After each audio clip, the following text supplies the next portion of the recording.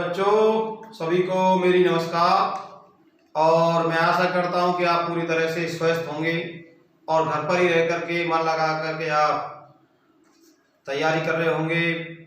आप अपने लेसन को तैयार कर रहे होंगे, याद कर रहे होंगे। मैं आज आपके सामने इतिहास कक्षा 12वीं का इतिहास का दूसरा पाठ, दूसरा चैप्टर लेकर के आ रहा हूँ। और जो सेकंड चैप्टर है राजा, किसान और नगर, इसकी मैंने आपके पास पहली और सेकंड वीडियो भेज दी है, जो कि आपने मेरे लेक्चर्स को वीडियो के माध्यम से सुन लिया होगा। और मैं आशा करता हूं कि आपने याद भी कर लिया होगा, समझ करके, सुन करके। आज मैं तीसरा भाग आपके पास भेज रहा हूं दूसरे चैप्टर का। चैप्टर का नाम तो आपने सुन ही लिया, राजा, किसान और नगर। इसमें मौर्य साम्राज्य के बारे में मैंने तुम्हें बताया, मौर्य साम्राज्य के स्रोत के बारे में फर्स्ट वीडियो में बताया।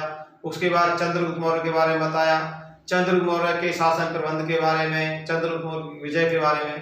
तो ये फर्स्ट और सेकेंड वीडियो में आपके पास भेज चुका हूँ, उसे कृपया करके आप देखें, मेरे लेक्चर्स को सुने। तो आज मैं तीसरी वीडियो आपके पास भेज रहा हूँ। थोड़ा सा चैप्टर ये लंबा है, इसलिए हो सकता है एक दो वीडियो और आपके पास भेजी जाए। तो तीसरे वीडियो में हम आपके साथ जिक्र करेंगे अशोक के बारे में, सम्राट अशोक, जिसको महान सम्राट अशोक कहा जाता है। देखिए, चंद्रगुप्त मौर्य का पोता था अशोक। चंद्रगुप्त मौर्य ने 322 से 398 ईस्वी पूर्व तक राजगद्दी संभाली थी, सम्राट रहा था। उसके पश्चात 298 ईस्वी पूर्व में श्रवणबेलगोला में चंद्रगुप्त मौर्य ने सल्लेखन विधि द्वारा जल और अन्न का त्याग करके प्राण त्याग दिए थे। 298 ईस्वी पूर्व में उसका चंद्रगुप्त मौर्य का पुत्र बिंदुसार गद्दी पर बैठा।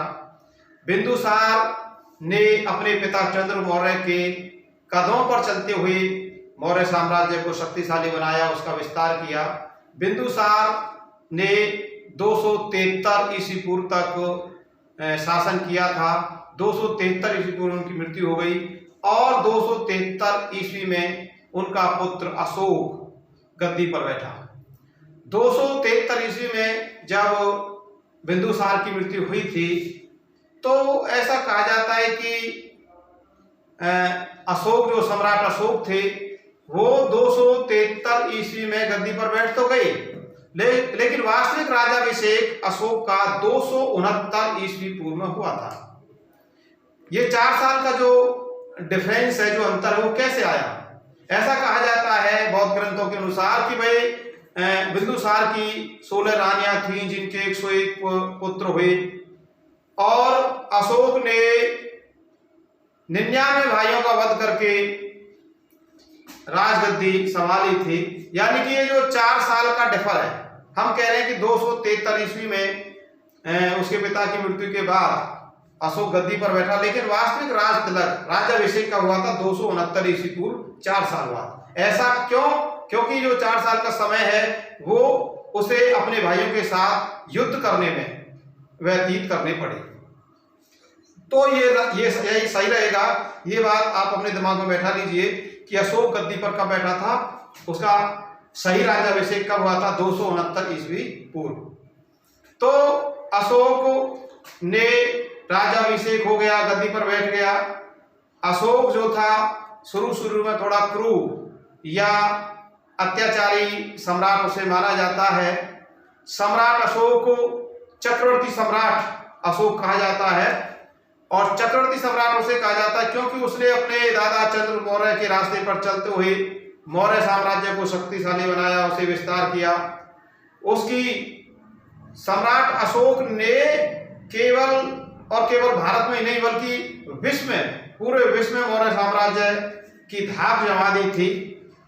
और सम्राट अशोक बाद में, जैसे कि हम बताएंगे कलिंग युद्ध के बारे में, कलिंग युद्ध जो हुआ था 261 ईस्वी पूर्व में हुआ था, कलिंग युद्ध की जीत अशोक ने हासिल कर ली।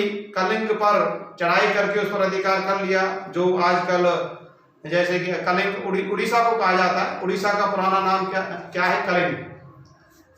तो इस तरह से अशोक को महान कहा जाता है। उसने बहुत सारे प्रजाहितकारी काम किए। अशोक ने न केवल मनुष्यों के लिए बल्कि पशुओं के लिए भी सरकारी हॉस्पिटल अस्पताल खुलवाए।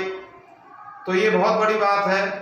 अशोक ने कलिंग युद्ध के पश्चात बौद्ध धर्म अपना लिया था, शांति प्रिय राजा बन गया था, इसलिए भी वो महान बना। तो अशोक का जो जन्म है वो 304 ईस्वी पूर्व हुआ था पाटलिपुत्र के अंदर, और 269 ईस्वी पूर्व में वो गद्दी पर बैठा, उसका राज्याभिषेक हुआ। 232 ईस्वी पूर्व में सम्राट अशोक की मृत्यु हुई थी पाटलिपुत्र के अंदर ही। तो इस तरह से हम अशोक के बारे में आपको बताएंगे। अशोक की माता का नाम शुभद्रांगी। अशोक की माता का क्या नाम था? शुभद्रांगी था। और इनकी पत्नी का नाम महारानी देवी था। इनके पिता का नाम हम तुम्हें बता ही चुके हैं, बिंदुसार। और इनके दादा का नाम चंद्रगुप्त मौर्य था। इनके जो पुत्र का नाम महेंद्र और पुत्री संघमित्रा थी। देखिए कितनी बड़ी बात है कि अशोक ने कलिंग युद्ध के बाद बौद्ध धर्म ग्रहण कर लिया, और राजा होते हुए भी कौन नहीं चाहेगा कि सम्राट का पुत्र सम्राट बने और ऐशोआराम का जीवन व्यतीत करें। सम्राट अशोक ने अपने पुत्र महेंद्र पुत्री संघमित्रा को भी विदेशों में बौद्ध धर्म का प्रचार प्रसार करने के लिए भेजा, जैसे श्रीलंका में भेजा था। स्वयं सम्राट अशोक ने भी बौद्ध धर्म का प्रचार और प्रसार किया। सारी मतलब जो सरकारी मशीनरी थी वो बौद्ध धर्म का प्रचार प्रसार करने के लिए लगाया। तो अशोक को ये देखिए, भारत की जो सरकार है, हमारी जो इंडिया गवर्नमेंट है, उसने भी अशोक चक्र, जो हमारा जो राष्ट्रीय चिन्ह है, अशोक स्तंभ से लिया है। अशोक चक्र जिसको हम बोलते हैं, वो सम्राट अशोक से लिया गया है। 4 मुखी वाला जो शेर है, जो हमारा चिन्ह है, राष्ट्रीय चिन्ह, वो भी अशोक के सारनाथ स्तंभ से लिया गया है। तो ये बहुत बड़ी बात है कि सम्राट अशोक के जो चिन्ह है उनको हमारे भारत की सरकार ने अपनाया है। तो इसलिए सम्राट अशोक को महान कहा जाता है। सम्राट अशोक ने ये सिद्ध कर दिया, धन्य है सम्राट अशोक महान, जिसने इस देश को पूरे विश्व में सत्य और अहिंसा के रास्ते पर चलने वाला देश सिद्ध कर दिया। सम्राट अशोक ने ये सिद्ध कर दिया, ये बता दिया कि लोगों के दिलों को तलवारों के जोर पर नहीं, शांति से, प्यार से जीता जा सकता है। तो सम्राट अशोक के जीवन के बारे में हमने बताया कि 232 ईस्वी पूर्व में उनकी मृत्यु हुई। प्यारे बच्चों, इनका जो महत्वपूर्ण, जो वैसे तो इन्होंने बहुत सारे युद्ध लड़े और अनेक प्रदेशों को जीत करके मौर्य साम्राज्य में मिलाया, मौर्य साम्राज्य का विस्तार किया। लेकिन जो महत्वपूर्ण लड़ाई है, जो ज्यादातर पेपरों में आती है, वो है कलिंग की लड़ाई। कलिंग उड़ीसा को कहा जाता है, उड़ीसा का पहला नाम कलिंगी था। तो कलिंग की लड़ाई 261 ईस्वी पूर्व में हुई। किस किस के बीच हुई भाई? एक तरफ तो सम्राट अशोक और दूसरी तरफ कलिंग का राजा। वैसे कलिंग के राजा के बारे में इतिहास में बहुत कम नाम देखने को मिलता है। मैंने एक जगह देखा था, उनका नाम वो था अनंतनाथन। उस समय कलिंग का राजा कौन था? जब ये कलिंग की लड़ाई हुई थी सम्राट अशोक के साथ, तो उस समय कलिंग का राजा अनंतनाथन था। जैसे कि हम चंद्रगुप्त मौर्य के पिता के बारे में बता रहे थे, उनके पिता के नाम का, चंद्रगुप्त मौर्य के पिता का नाम भी कम ही मिलता है इतिहास में। कहीं कहीं मैंने राजा नंदा भी पढ़ा था चंद्रगुप्त मौर्य के पिता का नाम, और एक जगह स्वार्थ सिद्धि भी मैंने चंद्रगुप्त मौर्य के पिता का नाम पढ़ा था। चंद्रगुप्त मौर्य के पिता मौर्य नगर के मुखिया थे। तो मौर्य नगर यानी कि मोरों का पालन करते थे, इसलिए, और उनकी मां का नाम भी मुरा था। हो सकता है अपनी मां के नाम पर चंद्रगुप्त मौर्य ने मौर्य वंश की स्थापना की हो, या मौर्य वंश का नाम मौर्य रखा हो। तो इस तरह से तो चंद्रगुप्त मौर्य की बात हुई। तो अब हम अशोक के बारे में जिक्र कर रहे हैं। सम्राट अशोक की बात चली है कलिंग युद्ध के बारे में। तो उस समय कलिंग का राजा अनंतनाथन था, अनंतनाथन। और इस युद्ध में, इस लड़ाई में अशोक विजयी रहे। उस समय इस लड़ाई में बहुत सारे लोग मारे गए। 1 लाख व्यक्ति मारे गए और 1 लाख व्यक्ति के आसपास करीब घायल हुए। चारों तरफ लाशों के ढेर लग गए। उन लाशों को डेड बॉडी को देख करके, जगह जगह लाशों को देख करके, उनकी आत्मा जो थी सम्राट अशोक की, वो पिघल गई। उनकी आत्मा द्रवित, मतलब पूरी तरह से पिघल गई।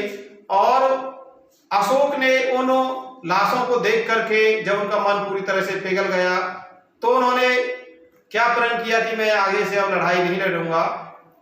उन्होंने ये अपनी जो तलवार थी वो पूरी तरह से अपने म्यान में बंद करके रख दी कि भाई मुझे भविष्य में आगे चल करके कभी युद्ध नहीं करना है। और उन्होंने आगे चल करके इस लड़ाई से प्रेरित होकर के बौद्ध धर्म ग्रहण कर लिया था। बौद्ध धर्म एक हमारे बहुत ही वो हैं उपगुप्त के संपर्क में आए और उन्होंने उनसे दीक्षा लेकर के बौद्ध धर्म ग्रहण कर लिया था। तो इस तरह से बौद्ध धर्म के प्रचार और प्रसार में उन्होंने बहुत अपना ध्यान लगाया। अपने जो बाद में वो बिल्कुल अहिंसा के वो बन गए प्रचारक, बौद्ध धर्म के प्रचारक, अहिंसा के रास्ते पर चलने वाले अशोक बने। उन्होंने शांति का संदेश लोगों को दिया। उन्होंने अपने शासन काल में स्तंभ, शिलालेख, गुफाएं, इन गुफाओं पर, शिलालेखों पर, स्तंभों पर जगह जगह अच्छी अच्छी जो बौद्ध धर्म से संबंधित जो बातें थी, जो मॉरल एजुकेशन की बातें थी, वो इन पर लिखवाई ताकि लोगों के अंदर मॉरलिटी आ सके, नैतिकता आ सके और लोग सत्य और धर्म के रास्ते पर चल सकें। तो जो कलिंग की जो लड़ाई है वो अच्छा परिणाम दे करके गई। इस कलिंग की लड़ाई के बाद उसका जीवन बदल गया। कठोर राजा से, जो अशोक जो पहले क्रूर थे, अत्याचारी थे, कठोर थे, अब वो कलिंग के बाद क्या बन गए? दयालु बन गए, अहिंसा के पुजारी बन गए। तो अशोक के जीवन में क्या क्या परिवर्तन आए, कलिंग की लड़ाई या कलिंग के युद्ध के बाद क्या परिणाम निकले, कलिंग की लड़ाई ने अशोक के जीवन पर क्या प्रभाव डाला, तो इसकी हम थोड़ा सा बात करेंगे। जैसे कि उन्होंने नंबर 1 बौद्ध बन गए, वो बुद्धिस्ट बन गए, बौद्ध धर्म ग्रहण कर लिया। अशोक कलिंग की लड़ाई के बाद क्या बन गए? बौद्ध बन गए। दूसरा, अहिंसा का अनुराग, यानी कि अहिंसा का अनुसरण करने लगे। बौद्ध धर्म ग्रहण करने के बाद सम्राट अशोक बौद्ध धर्म के अनुसरण यानी कि अनुयायी बन गए। तीसरा जो बात है, बौद्ध धर्म के बाद ग्रहण करने के बाद अनुसरण करने लगे और कलिंग युद्ध के जो प्रभाव डाला था अशोक के जीवन पर, तीसरा प्रभाव डाला था बौद्ध धर्म का प्रचार। अशोक ने कलिंग की लड़ाई के बाद बौद्ध धर्म का प्रचार भी किया। बौद्ध धर्म का प्रचार और प्रसार करने के लिए उसने अपने सरकारी अधिकारी, सरकारी कर्मचारियों को लगाया तो था ही, साथ साथ अपने पुत्र महेंद्र और संघमित्रा को भी बौद्ध धर्म का प्रचार प्रसार करने में लगा दिया। तन मन और धन से अशोक ने बौद्ध धर्म का प्रचार किया। इसके पश्चात प्रजा पालक बनना। भाई कलिंग की लड़ाई ने अशोक के जीवन पर इतना गहरा प्रभाव डाला कि पहले जो कठोर हुआ करता था अब वो दयालु बन गया। अब उसने प्रजा की भलाई के लिए अनेक कार्य किए। भाई सड़कें बनवाई, दोनों छायादार वृक्ष लगवाई, सराय बनवाई, और दूसरी बात लोगों की भलाई के लिए, प्रजा की भलाई के लिए, कल्याण के लिए उसने सरकारी अस्पताल खुलवाई, बनवाई। उसने मनुष्यों के लिए ही नहीं बल्कि पशुओं के लिए भी जो गवर्नमेंट हॉस्पिटल थे वो बनवाए। तो प्रजा की भलाई के लिए अनेक कार्य किए, प्रजा पालक राजा बना। एक धर्म महामात्रों की नियुक्ति की सम्राट अशोक ने। धर्म महामात्रों की नियुक्ति, धर्म महामात्र होते हैं जो बौद्ध धर्म का प्रचार और प्रसार करते हैं। तो बौद्ध धर्म का प्रचार प्रसार करने के लिए उसने धर्म महामात्रों की नियुक्ति की। इसके पश्चात उसने तीर्थ यात्राएं की। भाई जहां जहां महात्मा बुद्ध का जन्म हुआ, जहां महात्मा बुद्ध ने अपने बौद्ध धर्म का प्रचार प्रसार किया, या जहां महात्मा बुद्ध ने ज्ञान की प्राप्ति की थी, जैसे कि बौद्ध गया के अंदर, बिहार के अंदर, तो जगह जगह बौद्ध धर्म से संबंधित जो तीर्थ स्थान है वहां पर अशोक ने तीर्थ यात्राएं की ताकि बौद्ध धर्म का प्रचार और प्रसार हो सके। अशोक के धर्म का उसकी साम्राज्य नीति पर क्या प्रभाव पड़ा? तो अशोक ने बौद्ध धर्म अपना लिया कलिंग की लड़ाई के बाद, और कलिंग की लड़ाई अशोक के जीवन पर काफी गहरा छाप छोड़ करके गई। कलिंग की लड़ाई के बाद अशोक के जीवन में परिवर्तन हो गया पूरी तरह से। लेकिन एक क्वेश्चन इसी के साथ साथ ये बनेगा कि अशोक के धर्म का उसकी साम्राज्य नीति पर क्या प्रभाव पड़ा? तो कलिंग के बाद अशोक के जीवन पर प्रभाव तो पड़ा ही पड़ा, उसकी साम्राज्य नीति पर भी बहुत गहरा प्रभाव पड़ा। तो सबसे पहला जो प्रभाव पड़ा उसकी साम्राज्य नीति पर वो है धार्मिक एकता। यानी कि बौद्ध धर्म अपनाने के बाद सम्राट अशोक ने, हालांकि सम्राट अशोक ने बौद्ध धर्म ग्रहण किया था, लेकिन उसने जनता पर यह दबाव नहीं डाला कि आप बौद्ध धर्म भी ग्रहण करेंगे। उसने जनता से कहा कि भाई आप कोई भी धर्म अपना सकते हैं, चाहे ईसाई हो, चाहे हिंदू हो, चाहे मुस्लिम हो, चाहे सिख हो, कोई भी धर्म अपना सकते हैं। तो धार्मिक एकता की भावना आई लोगों के अंदर। अशोक की नीति पर यह ज्यादा प्रभाव पड़ा कि प्रजा कोई भी अपना धर्म अपना सकती है। तो धार्मिक एकता देखने को मिली। प्रजा हितकारी कार्य किए, जैसे कि मैं पहले बता रहा था, सम्राट अशोक ने। अपराधों का अंत भी हो गया।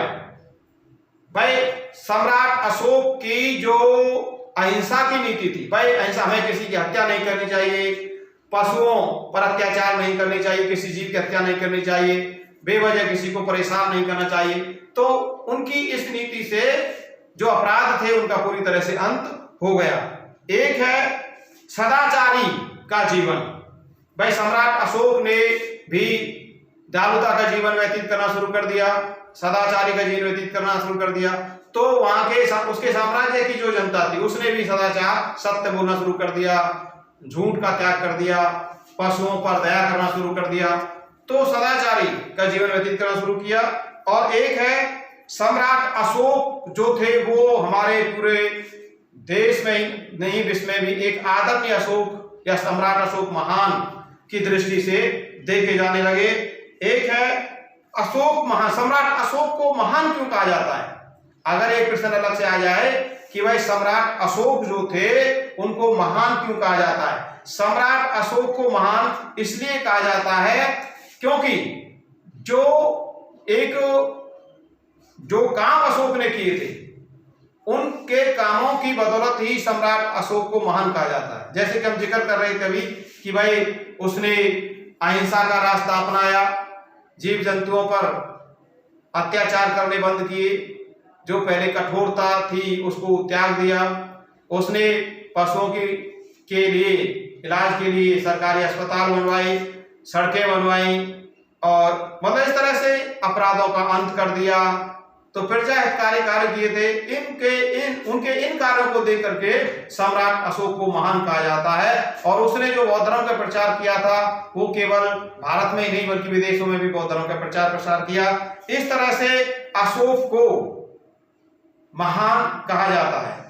अब एक प्रश्न यह आएगा कि भाई अशोक ने बौद्ध धर्म का प्रचार प्रसार करने के लिए कौन कौन से कदम उठाए? अशोक ने बौद्ध धर्म का प्रचार किस प्रकार किया, किस प्रकार बढ़ावा दिया? ये बहुत इंपॉर्टेंट प्रश्न है कि अशोक ने बौद्ध धर्म का प्रचार करने के लिए कौन कौन से कदम उठाए, या अशोक ने बौद्ध धर्म का प्रचार करने के लिए, उसको आगे बढ़ाने के लिए क्या कदम उठाया?